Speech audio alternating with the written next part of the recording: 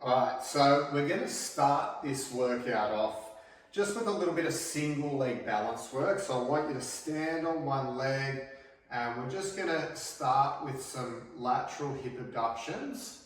Okay, so we're keeping a nice soft knee and hip, little micro bend. We're lifting the leg out to the side, making sure that the toes are parallel to the other foot. Okay, we don't want to turn the toes outwards. All right, so just warming up through those side hip abductor muscles, getting the bit of activation into those muscles. And then we'll do a hold,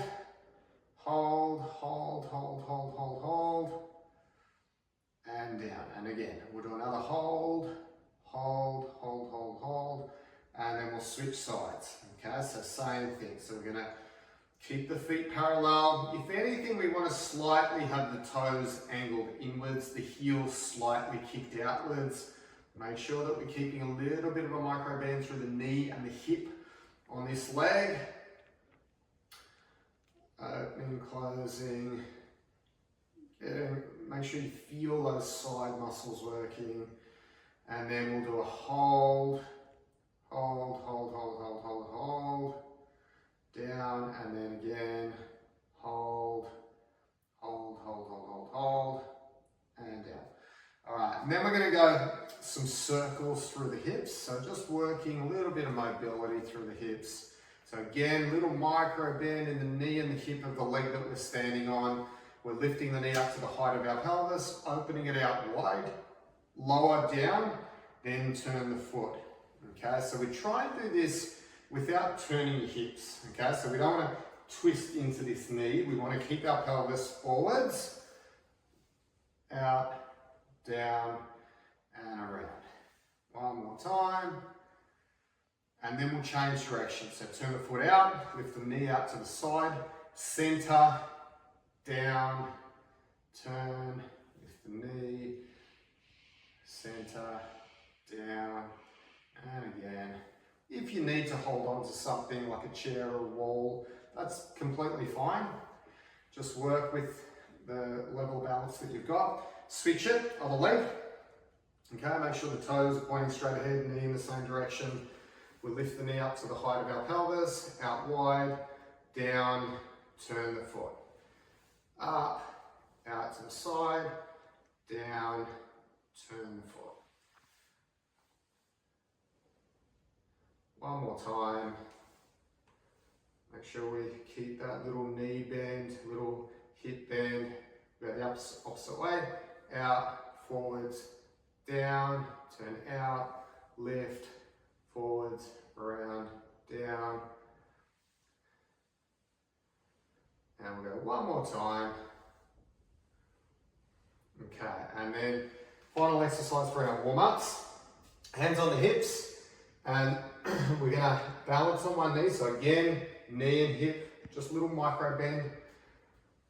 So nothing's locked out, knee up to the height of our pelvis. And then we're going to press. When I press, I want you to squeeze that bum. So we maintain a 90-degree angle at the knee, foot flexed back, and then lift the knee to the height of our pelvis.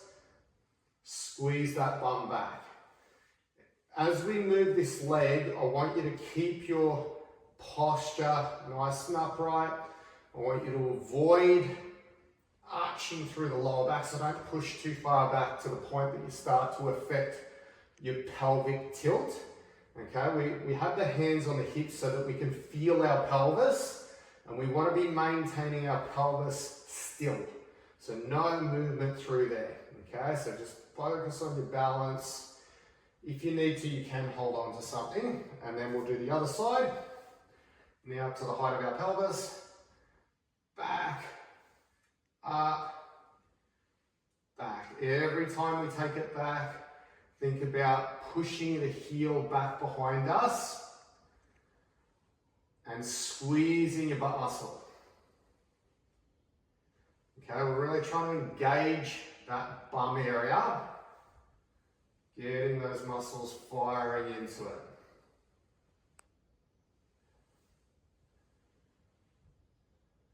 Okay.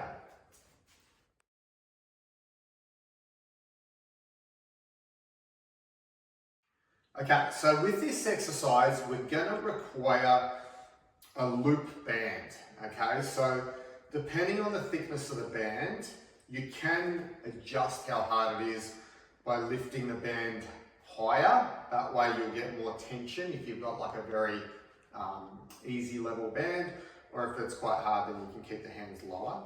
So what we want to do is we step over the band. Okay, you can do it with shoes or without shoes, it's your choice. I want you to start with, so the band's sort of more, just sort of in front of the heel, side of the foot, but not too far forwards on the foot. Then we cross over and we pin it to our body, depending on how much tension we need as to what height. And then we're going to keep soft knees. So again, we want to make sure the center of the kneecap's pointing in the same direction as the second and third toe on both legs. And we're just going to do a little sideways step. Okay, so we should already feel tension, and we're working the side of the hips here. So you can take, depending on how long, if you've got a long area, you can just keep walking one way and then walk back. Or otherwise, if you don't have a lot of room, you can do a few steps until you get a couple of meters long and then step back. But the idea is we're keeping tension. We're never going like this to release the tension completely. Okay, we want to maintain tension in the side of the hips and do little steps, and you'll really feel it in the side of the hips if you have the right amount of tension. And we need to make sure the feet stay parallel, okay? So we don't want to be turning our toes out. It's quite a challenging exercise. So again, kneecap, toes pointing in the same direction the whole time, feet parallel to each other. Keep a good posture. You might need to check every few reps just to see where your feet are at, to see that you're doing it correctly. Keep a little bit of softness in the knees, little micro bend in the hips as well.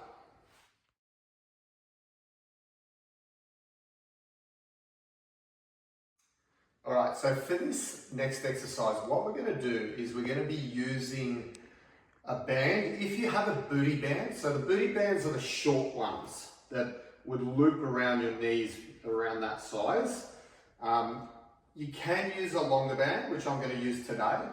The key to using a longer band is you just want to tie a knot in it. Okay, depending on, you want to tie the knot pretty tight so it doesn't slide as you do it. And then we're just going to put our knees or our feet inside it. Okay, if you've got hairy legs like me, you might want to have pants when you do this. So the idea is that we want to have it above the knees. We're going to have our feet parallel to the floor, and we're going to sit with our back against the wall, so our pelvis, our shoulders, thumbs pointing back towards the wall. We want to have our feet out far enough so that we can sit our weight heavy through our heels and we're pushing outward pressure. So the band needs to be tight enough so that you can feel that it's trying to bring your knees in and you're forcing out against it. Center of the kneecap lined over the second and third toe. And we're going to hold this one for a 30-second hold. Okay, heavy through the heels, nice long spine.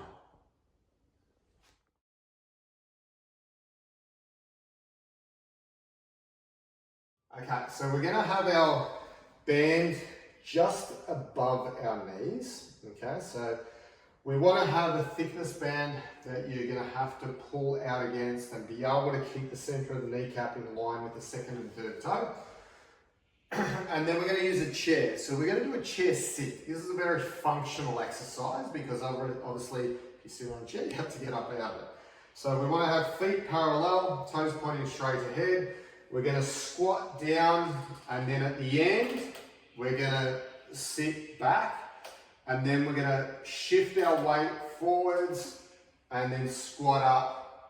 Make sure that when we sit down, we're sitting into the heels all the way down until our bum touches, and then we can sit back, and then we have to initiate the movement by a bit of a forward weight shift into our feet and then come up out of it. Now, the reason for the band is that we're trying to work those hip abductor muscles a little bit extra than what we would if we didn't have the band. Okay, so if you have the band too tight, the knees are going to collapse inwards. We don't want that. We want to have a band that's going to allow us to keep the center of the kneecap lined with the second and third toe the entire time. Don't forget, and especially when you come up, there's not much tension, but when we go down, that's when it's going to try and pull your knees together, especially when you sit your weight onto the chair. Make sure that we keep actively engaged through the side of the hips here and keep a nice tall posture as we go up and down through that range of motion. Be careful that you center your weight. So you keep your weight centered between your 2 feet. We don't distribute the weight more on one leg compared to the other leg.